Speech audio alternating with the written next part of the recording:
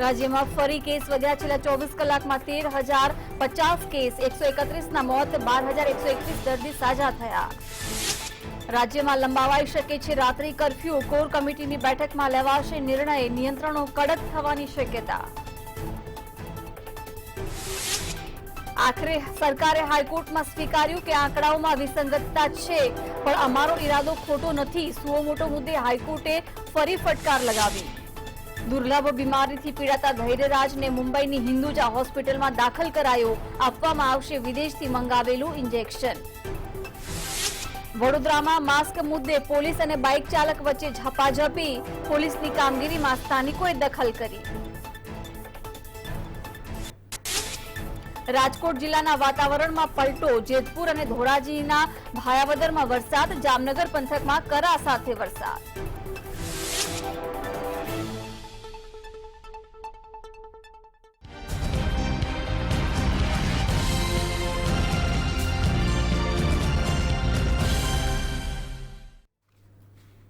નમસ્કાર, સ્વાગત છે આપનું સીધો સંવાદમાં અને હું છું આપની સાથે જિજ્ઞાસા। સીધો સંવાદમાં આજે ચર્ચા કરીશું એક મહત્વના મુદ્દા પર। રાજ્યમાં સતત કોરોનાનું સંક્રમણ વધી રહ્યું છે પરંતુ છેલ્લા 3 દિવસથી કેસોમાં સતત ઘટાડો નોંધાતો હતો અને આ સાથે રાજ્યની જનતાને સવાલ થતો હશે કે હાશકારો થયો, કેસો ઘટી રહ્યા છે, પરંતુ શું સાચી હકીકત એ છે ખરી? તો એનો જવાબ છે ના, કારણ કે સામે ટેસ્ટ પણ ઘટાડવામાં આવી રહ્યા છે। છેલ્લા 10 દિવસમાં 30% જેટલું ટેસ્ટનું પ્રમાણ સરકારે ઘટાડ્યું છે, જેના કારણે કેસોમાં પણ ઘટાડો નોંધાયો છે। એ જ સાચી વાસ્તવિકતા છે। તમામ મુદ્દે ચર્ચા કરીશું। ટેસ્ટ ઘટ્યા, કેસ ઘટ્યા।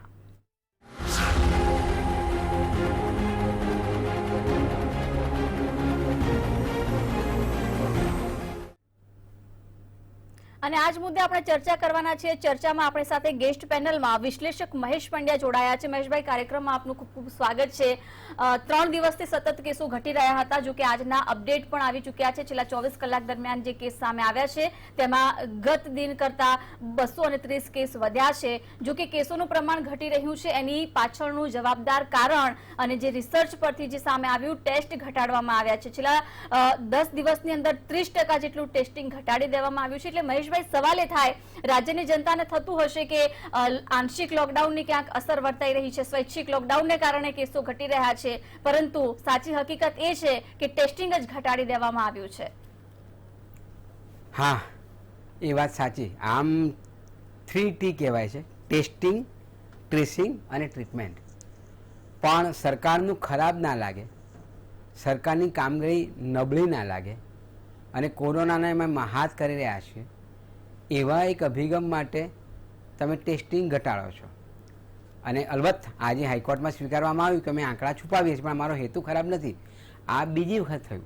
પહેલાં લોકડાઉનમાં પણ હાઈકોર્ટે પૂછ્યું હતું કે તમે કેમ આંકડા ખોટા આપો છો, એટલે ગુજરાતની સરકારે એમ જવાબ આપેલો કે અમે જો સાચા આંકડા આપીએ તો ભયાવહ સ્થિતિ લાગે તો લોકોની માનસિકતા ઉપર અસર થાય છે, એટલે લોકોની માનસિક સ્થિતિ ના બગડે એટલા માટે અમે આંકડા છુપાવીએ છીએ।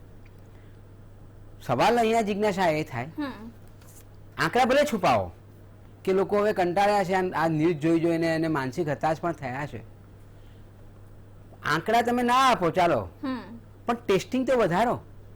ટેસ્ટિંગ જો તમે વધારો અને પછી પેલા આંકડા ઓછા કરે તો નો પ્રોબ્લેમ। અને તમે કહો હાઈકોર્ટને કે આ રીતનું છે કે લોકોની માનસિકતા ના બગડે, એટલે અમારે આંકડા સાથે મતલબ નથી કેટલા મર્યા, કેટલા આ તે થયા, પણ જેટલા ટેસ્ટિંગ કરવામાં આવશે એટલા કોરોના સંક્રમિત લોકો ઓળખી શકાશે અને આગળ સંક્રમણ થતું અટકાવી શકાશે અને એ લોકોને સારવાર મળશે।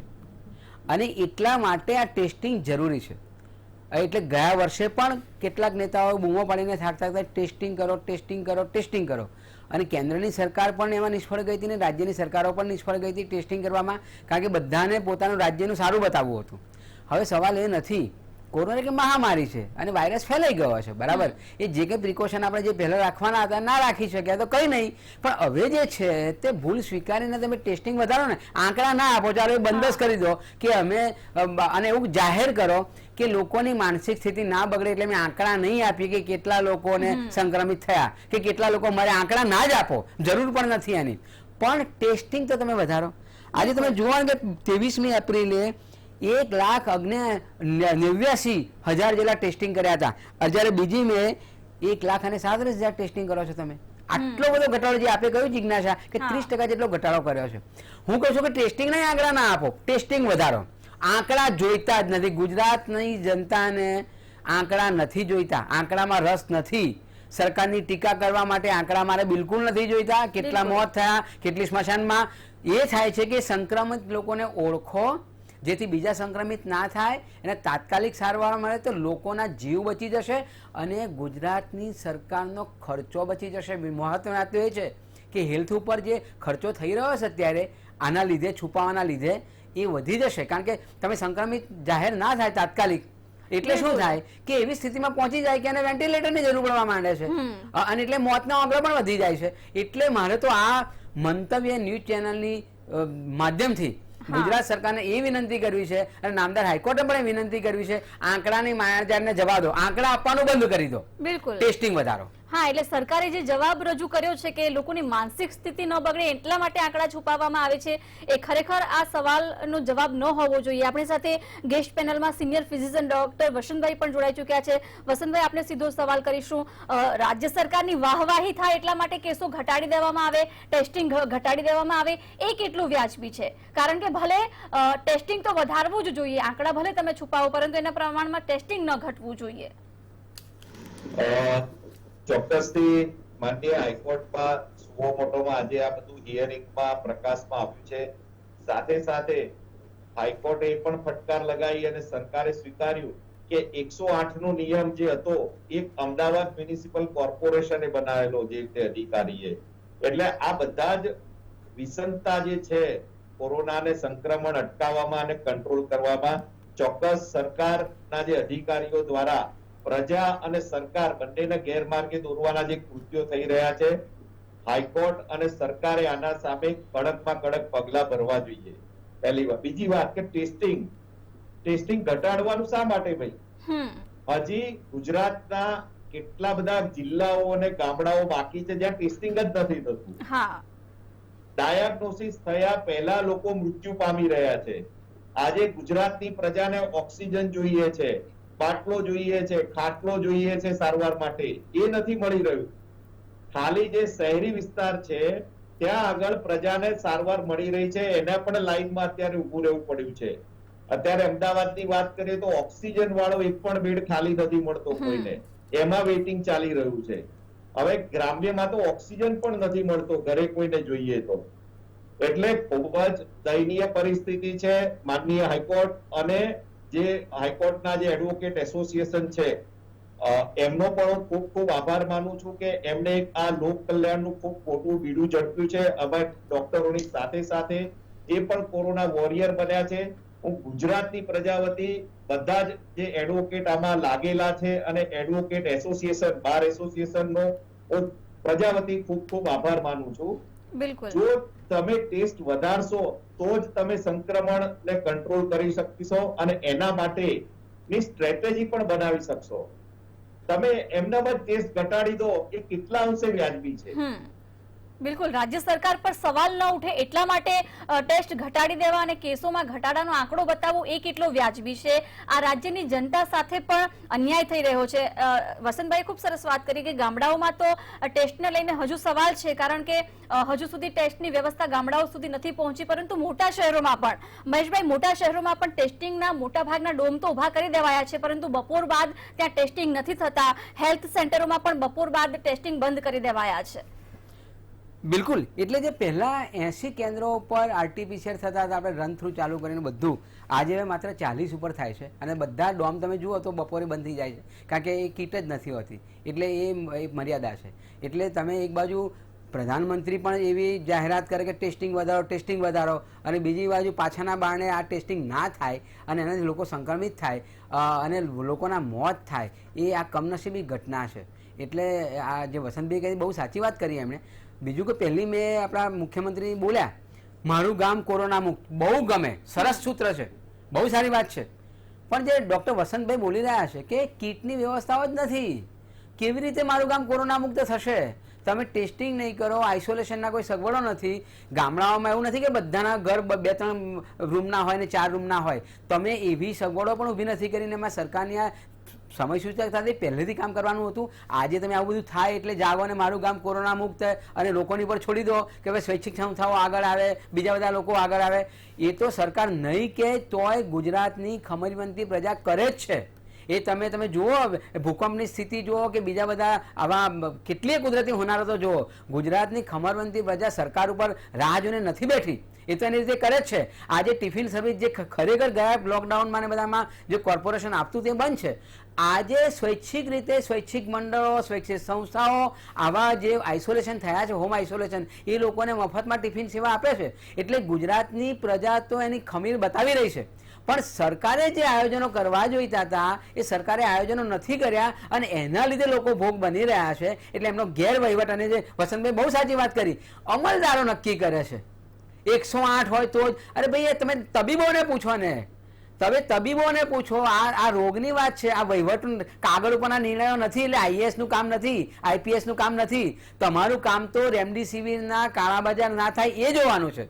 તમારું કામ તો વિતરણ ના થાય રેમડેસિવિરના પ્રસિદ્ધિ માટે એ જોવાનું છે. ભેળસેળ ના થાય એ જોવાનું છે. આ કામ તબીબોએ જે સૂચનાઓ આપી છે રાજ્ય સરકારને કે કેન્દ્ર સરકારને, એનું અનુપાલન કરવાનું છે. પણ ટાસ્ક ફોર્સના જે પેલા વડીલો હોય છે, બધા આઈએએસ ના આઈપીએસો, એ પોતાની જે સત્તા જમાવવા માટે આડેધડ મગજ ચલાયા વગર વૈજ્ઞાનિક અભિગમ સિવાય નિર્ણયો કરે છે અને એનો ભોગ આજે ગુજરાતની જનતા બની રહી છે. બિલકુલ, સંક્રમણ વધી રહ્યું છે, સ્વીકારવું જ પડશે.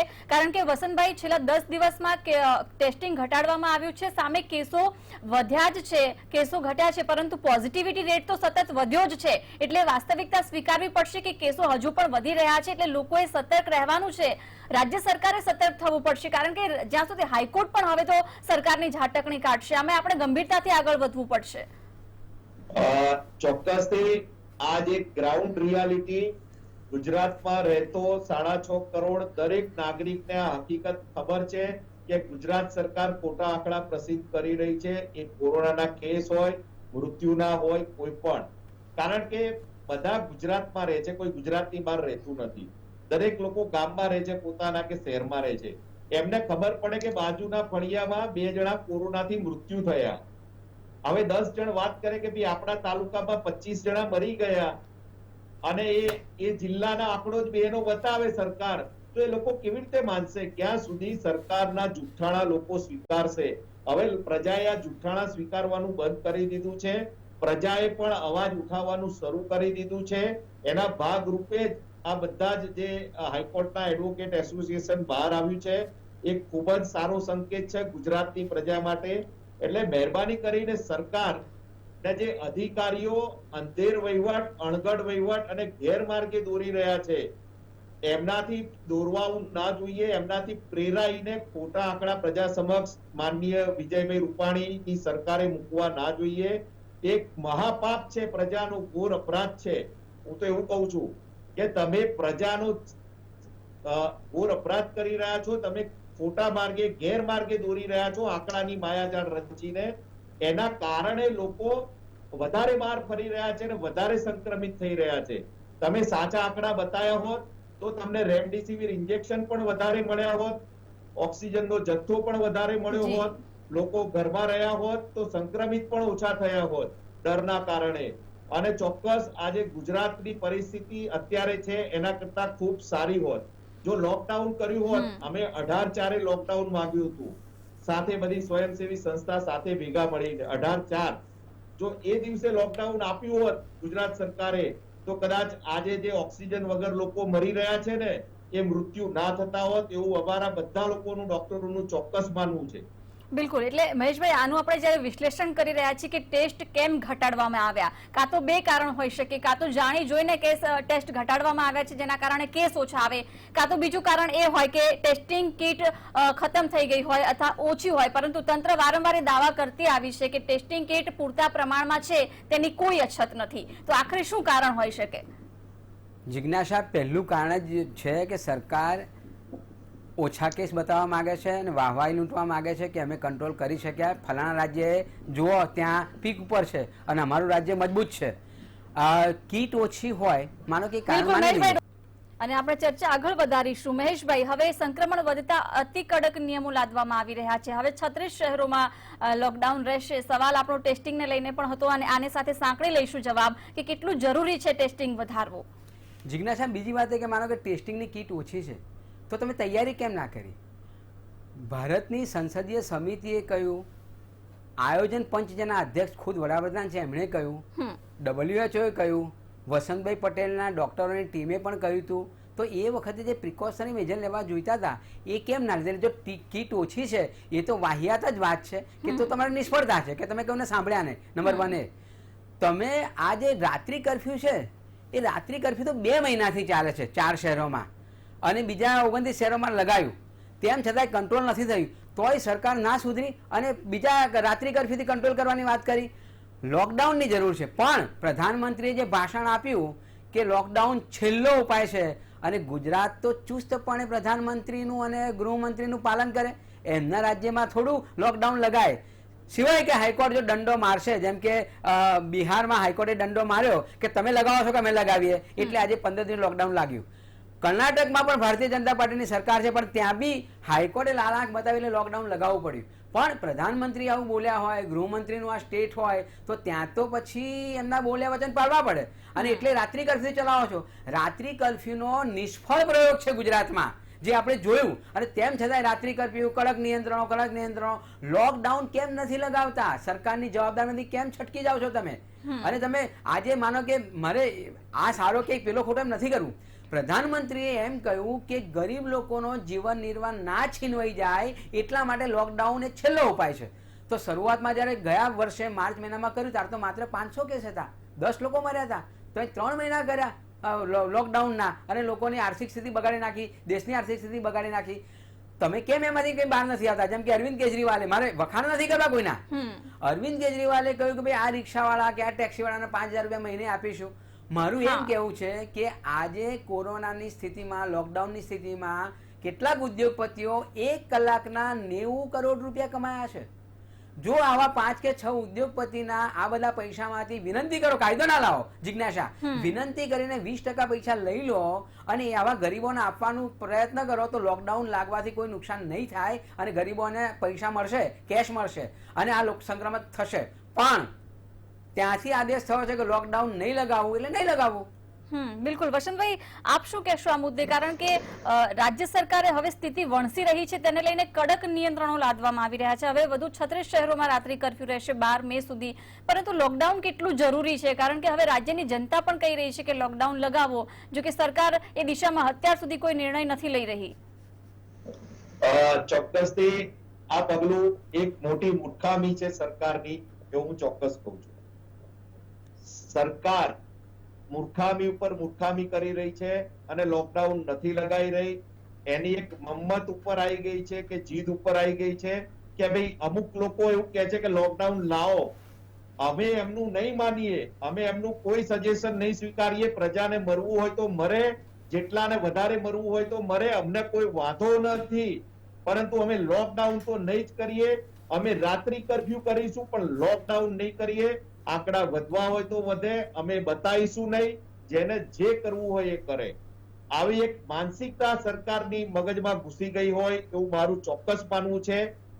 એક ચેનલના સર્વેમાં 85% લોકોએ ગુજરાતના માંગ્યું હતું લોકડાઉન, છતાં પણ લોકડાઉન સરકાર નથી આપતી. એટલે સંવેદનશીલતાની વાત કરતા હોય કોઈ પણ, તો આમાં સંવેદના ક્યાંય ઝીરો છે. અસંવેદન સરકાર થઈ ગઈ છે. એને કોઈના મૃત્યુનો મલાજો નથી, કોઈના મોતની કિંમત નથી. માટે આવી સરકાર સામે આવનારા સમયમાં પ્રજા પોતે બહાર આવશે એવું મારું ચોક્કસ માનવું છે. હજી પણ સમય છે, તમે નિર્ણય બદલી શકો છો. હાઈકોર્ટ કે તમને મૃત્યુઓ આટલા બધા વધ્યા પછી અને તમે ત્યારે લોકડાઉન કરો, એના કરતા પહેલા સમજી જાઓ, લોકોના પરિવાર બચાવવાનું વિચાર કરો અને તાત્કાલિક લોકડાઉન કરશો તો લોકોને હોસ્પિટલમાં પથારી પણ મળશે, સારી સારવાર પણ મળશે. આ કોરોનાની જે મ્યુટન્ટ વેરિયન્ટ આવ્યો છે એની ચેન પણ તૂટશે અને એ સમય દરમિયાન આપણે વેક્સિનેશનનું સારું પ્લાનિંગ કરી શકીશું અને લોકોના જીવ બચાવી શકીશું.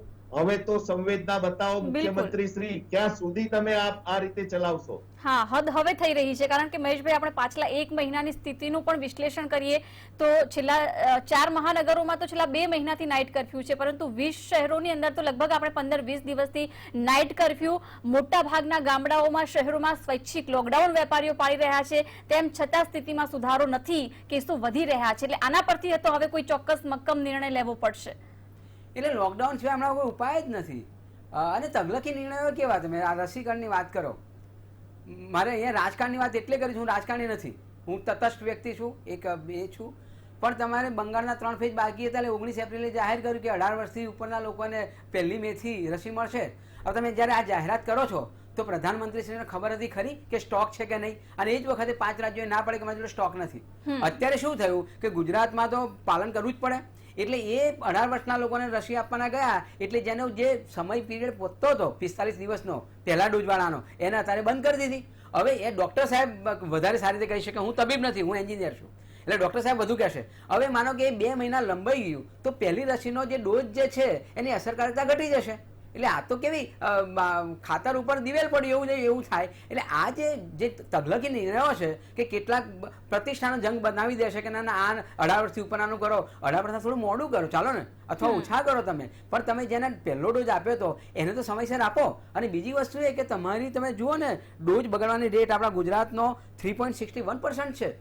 Wastage of the a chain જે ગોઠવવી જોઈએ એ નથી ગોઠવી શક્યા. એટલે એક બાજુ રસી નથી અને બીજી બાજુ રસીનો બગાડ થાય છે. એટલે વહીવટી કાર્યદક્ષતા પણ આપણી જોડે નથી.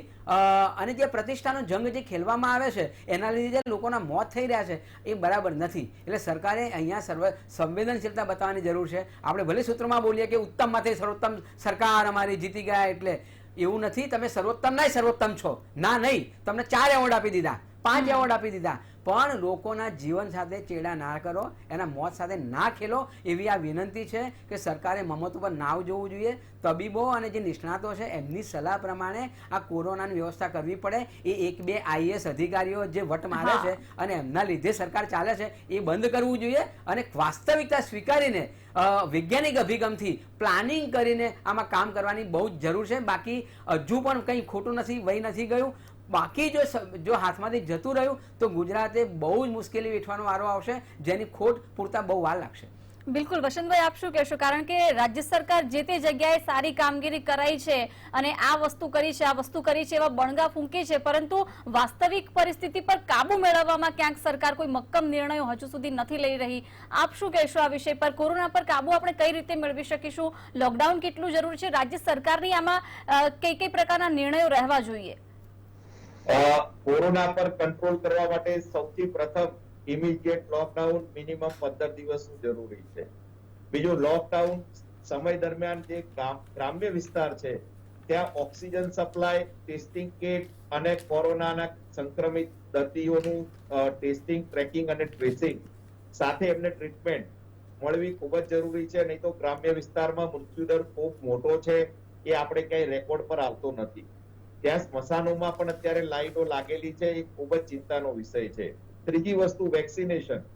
18 થી 45 વર્ષના જે યુવાનો છે એમનું જેટલું ઝડપી વેક્સિનેશન થાય એ ખૂબ જરૂરી છે. એ લોકડાઉન દરમિયાન તમે આ બધું આયોજન કરી શકશો. તમે જે નર્સિંગ સ્ટાફ છે, પેરામેડિકલ સ્ટાફ છે, એની તમે ટ્રેનિંગ, એડવાન્સ ટ્રેનિંગ આપશો કે વેન્ટિલેટર, બાયપેપ કેવી રીતે ચલાવવું. આપણી પાસે અત્યારે બાયપેપ એવા વેન્ટિલેટર પડ્યા છે પણ એને ચલાવવા વાળા કુશળ નર્સિંગ સ્ટાફ આપણી પાસે નથી અને લોકોના મૃત્યુ થઈ રહ્યા છે. આ પણ એક હકીકત છે. અને ઓક્સિજનનો પુરવઠો અને રેમડેસિવિર ઇન્જેક્શન છે કે કોરોનાને લગતી બધી જ દવાઓ, એની અવેલેબિલિટી કરવા માટેની ખૂબ જ જરૂરિયાત છે. તાતી તો જ આપણે આને કંટ્રોલ કરી શકીશું. લોકડાઉન સંપૂર્ણ નહીં હોય તો પ્રજા એમની રીતે બહાર ફરવાની જ છે અને એકબીજાને સંક્રમણ વધારવાની જ છે. જો કન્સ્ટ્રક્શનની સાઇટ ચાલુ રહેશે, ફેક્ટરી ચાલુ રહેશે, ઉદ્યોગો ચાલુ રહેશે તો આ સંક્રમણ કોઈ પણ રીતે અટકે એવું નથી. કારણ કે હવે જે વાયરસ છે એ એરબોર્ન થઈ ગયો છે, એટલે ખૂબ જ મોટા પ્રમાણમાં લોકોને સંક્રમિત કરી રહ્યો છે. પહેલા એ ઘરમાં એક વ્યક્તિ સંક્રમિત થતી હતી, અત્યારે આખું પરિવાર સંક્રમિત થાય છે. એટલે આની ગંભીરતા સરકારે ખૂબ જ સમજવાની જરૂર છે. ગુજરાત અમીરવંતુ છે. ગુજરાતને આજ સુધી કોઈ પણ સરકારની આર્થિક જરૂરત નથી પડી. ગુજરાતમાં એટલી બધી સ્વયંસેવી સંસ્થાઓ છે, એ એકબીજાના સહયોગથી એકબીજાને ઉભા કરી જ દે છે. દર વખતે એ કુદરતી આફત હોય કે માનવ સર્જિત આફત આવી હોય, બધામાં ગુજરાત જી. પેટું થઈ ગયું છે. માટે બિલકુલ. મુખ્યમંત્રી શ્રીએ બીજા બધા નેગેટિવ વિચારો છોડી હા. પોઝિટિવ થઈને લોકડાઉન ઇમિડિયેટલી કરવું ખૂબ જરૂરી. બિલકુલ, જે જરૂરી છે કોરોનાને કાબુ મેળવવા માટે એ નિર્ણયો લેવા જ પડશે. મહેશભાઈ અને વસંતભાઈ આ બંને ચર્ચામાં જોડાયા, ખૂબ ખૂબ આભાર. અનેક આફતો અત્યાર સુધી રાજ્ય પર, દેશ પર આવી છે ને એમાંથી આપણે બહાર નીકળ્યા છીએ. કોરોનાથી પણ આપણે નીકળી જઈશું, પરંતુ એ માટે રાજ્ય સરકારે ચોક્કસ નિર્ણયો લેવા પડશે, લોકોએ પણ સતર્કતા દાખવવી પડશે. સીધો સંવાદમાં અત્યારે બસ આટલું જ. નવા એક વિષય સાથે ફરીથી મળીશું. નમસ્કાર.